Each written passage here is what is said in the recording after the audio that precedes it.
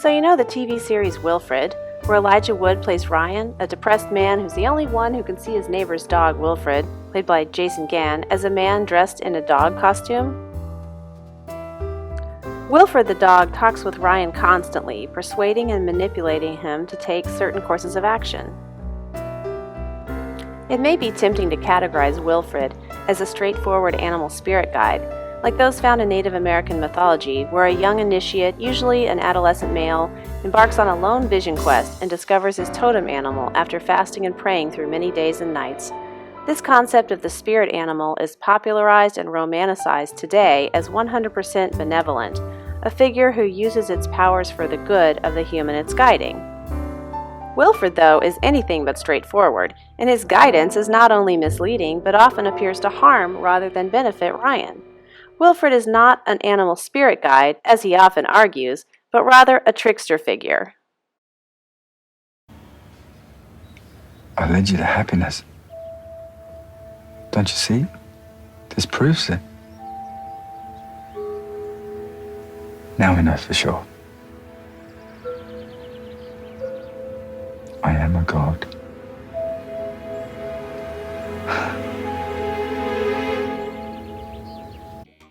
And he is not either Krungle, the good trickster, or Matama, the evil trickster, figures invented by the show's writers that have no precedence in world mythology, but a combination of both. Wilfred is not either or, but both and.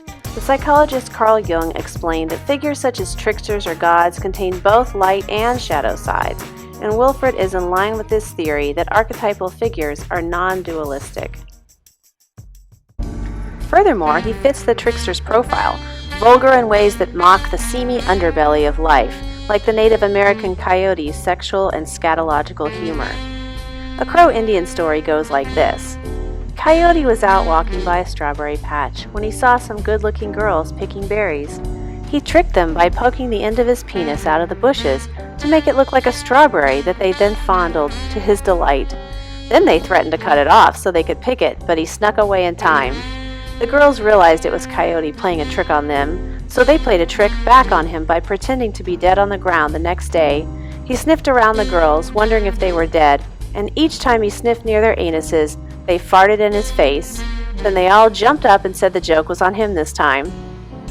That myth certainly sounds like something Wilfred would do. The talking teddy bear in the movie Ted fits this same hoardy, smutty profile. My nose is a very exquisite and sensitive organ, and right now it is currently smelling fear. Fear, sour milk, and human shit. You mean me? No, I just showered. I'm crazy clean back there. There are such things in this world as particles. Particles so small that you cannot possibly detect it with your naked eyes. And I put it to you that there are particles of human shit lingering in the fibers of your underpants. I don't think there's any particles. Mate, I'm telling you, there are particles. And they are lingering. Wilfred, like Coyote and the West African trickster god Eshu Legba, is also sexually preoccupied.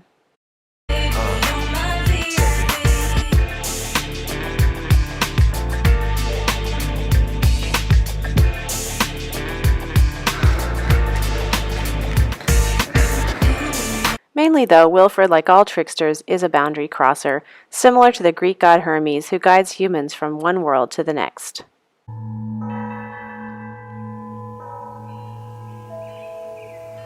Hey, Ryan, look! Woohoo! Oh my God, Ryan! There's so much good stuff out here!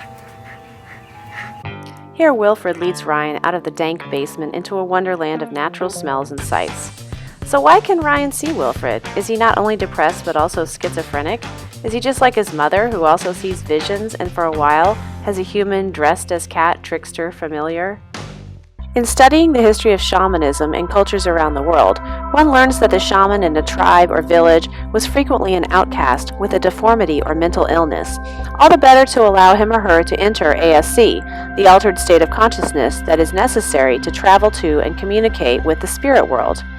And so the dream sequences in Wilfred are appropriate because the shaman, in this case Ryan, enters the realm of the soul with its wild dream images and distorted time. Of course, Ryan's daily weed smoking doesn't hurt his ability to bend perception. How did you get this van? We hot-chined it. We? Bear? Jesus, Bear! Keep your eye on the road! Wait, this is a dream. This is the dream! The office is real life! The audience is allowed multiple perspectives of reality. The audience sees what Ryan sees, but also sometimes what everyone else sees, Wilfred as a dog. Toward the end of the series, the viewer is offered glimpses of Wilfred's perspective of his lover Bear as a human in a bear suit. Tricksters are shapeshifters. Does Wilfred shift back and forth between actual dog and dog-costumed human? Without giving spoilers, check out the last few episodes of the series to see if he accomplishes this shape-shifting. We, the viewer, oscillate and mediate between multiple worlds, just as Ryan and Wilfred do. Most shocking is when Ryan is dosed with a hallucinogen, and he sees Wilfred taking off his dog costume and revealing himself as a man who has been consciously tricking Ryan all along, perhaps Ryan's worst fear realized, similar to Jim Carrey's character's revelation in The Truman Show.